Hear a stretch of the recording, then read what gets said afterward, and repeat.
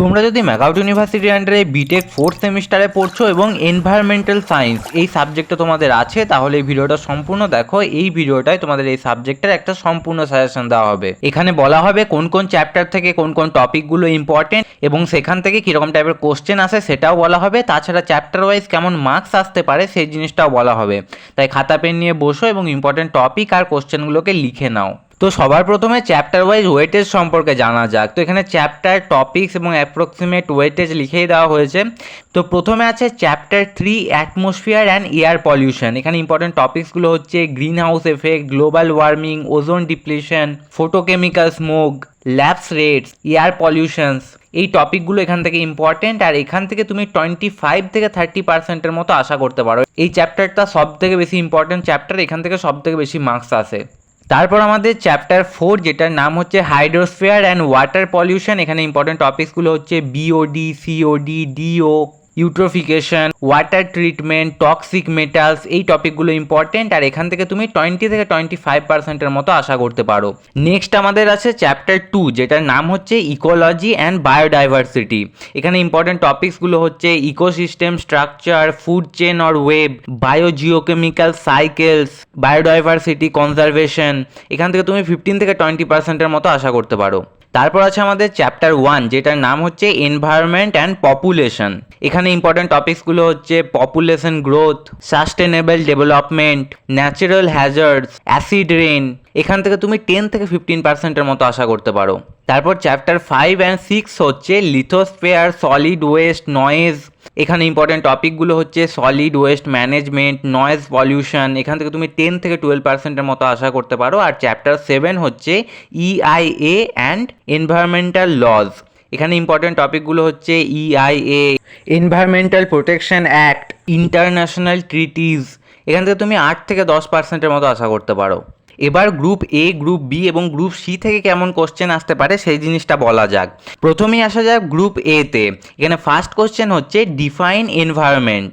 Number 2, what is noise pollution? Number 3, 2 examples of renewable resources. Number 4, name the pollutant responsible for ozone depletion. Number 5, define BOD. Number 6, what is the percentage of oxygen in the troposphere? Number 7, define the term COD. Number 8, what is acid rain? Number 9, Environment Protection Act was enacted in which year? Number 10, define greenhouse effect. Number 11, what is doubling time in exponential population growth? Number 12, unit of measurement of sound. এরপর আসা যাক group বিতে। এখানে first question হচ্ছে write a brief note on noise pollution. Number 2, write a short note on water pollution. Number 3, write a brief note on solid waste management and control. Number 4, write a note on green house effect. Number 5, discuss phosphate cycle with diagram. Number 6, difference between ambient lapse rate and adiabatic lapse rate. এরপর আসা যাক group সিতে। এখানে first question হচ্ছে EIA sustainable development. Write a brief note on environmental impact assessment using flowchart.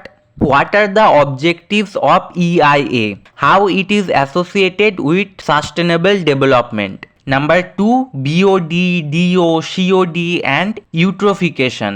Define DO, BOD and COD. Discuss principle of BOD test. Write a brief note on eutrophication.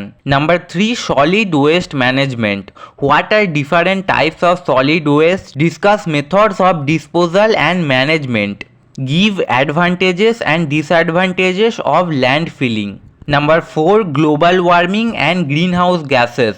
What is global warming? How do greenhouse gases cause it? What are the adverse effects on terrestrial ecosystems? Number 5, biogeochemical cycle.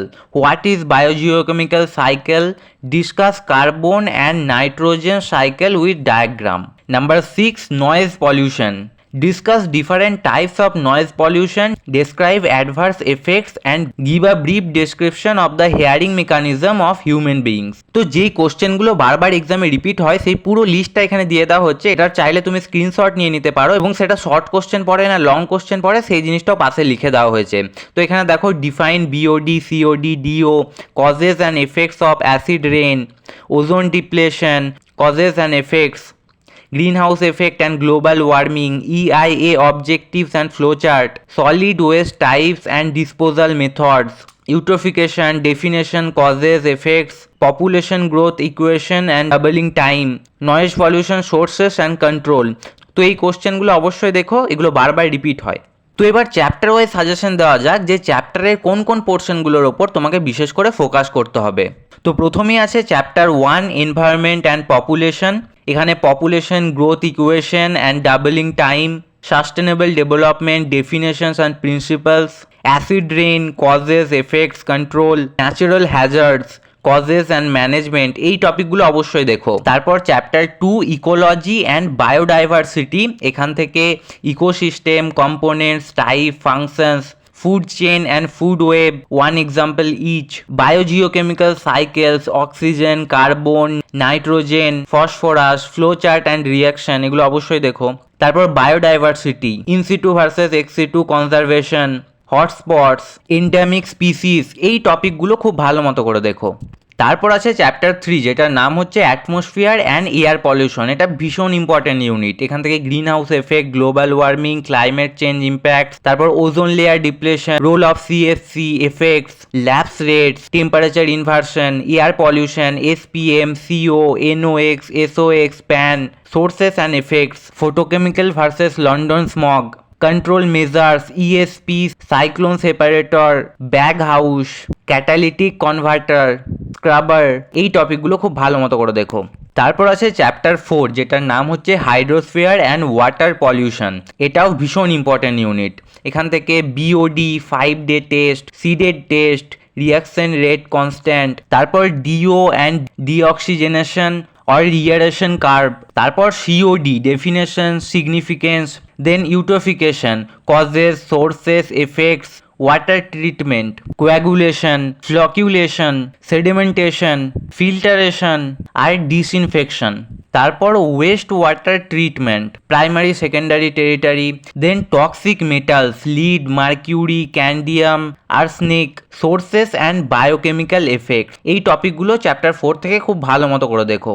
তারপর আছে chapter 5 and 6 যেটার নাম হচ্ছে lithosphere, solid waste, noise. এখান থেকে internal structure of earth, solid waste types, disposal methods, noise pollution, noise control measures, এইগুলো খুব ভালো মতো করে দেখো। তারপর আছে chapter 7 EIA and environmental laws. এটা লং কোশ্চেনের জন্য খুব ইম্পর্টেন্ট। তো এখান থেকে EIA, এটার ডেফিনেশন, অবজেক্টিভস, ফ্লো চার্ট, এগুলো খুব ভালো মতো করে দেখো। Sustainable development linkage, environmental protection act 1986, powers of central government, তারপর international territories, Montreal protocol, Kyoto protocol. তো চ্যাপ্টার 7 থেকে এই টপিকগুলো খুব ভালো মতো করে দেখো। আর এই সাবজেক্টের জন্য তোমাকে কি কি ডায়াগ্রাম দেখে যেতে হবে সেগুলোর আমি একটা লিস্ট বানিয়ে দিচ্ছি। এই কয়েকটা ডায়াগ্রাম এক্সামের জন্য তুমি অবশ্যই দেখে যেও। তো অক্সিজেন, কার্বন, নাইট্রোজেন সাইকেল, এটা দেখে যেও। EIA flow chart, internal structure of earth, BOD versus DO curve, green house effect mechanism, smoke stack plum and Gaussian plum model, এই কয়েকটা ডায়াগ্রাম এক্সামের জন্য অবশ্যই প্র্যাকটিস করে যেও। তো এরই সাথে এনভায়রনমেন্টাল সায়েন্সের সাজেশন দেওয়া হয়ে গেল। এই ভিডিওটা অন্তত নিজের একজন বন্ধুর সাথে শেয়ার করো যাতে তারও হেল্প হয়।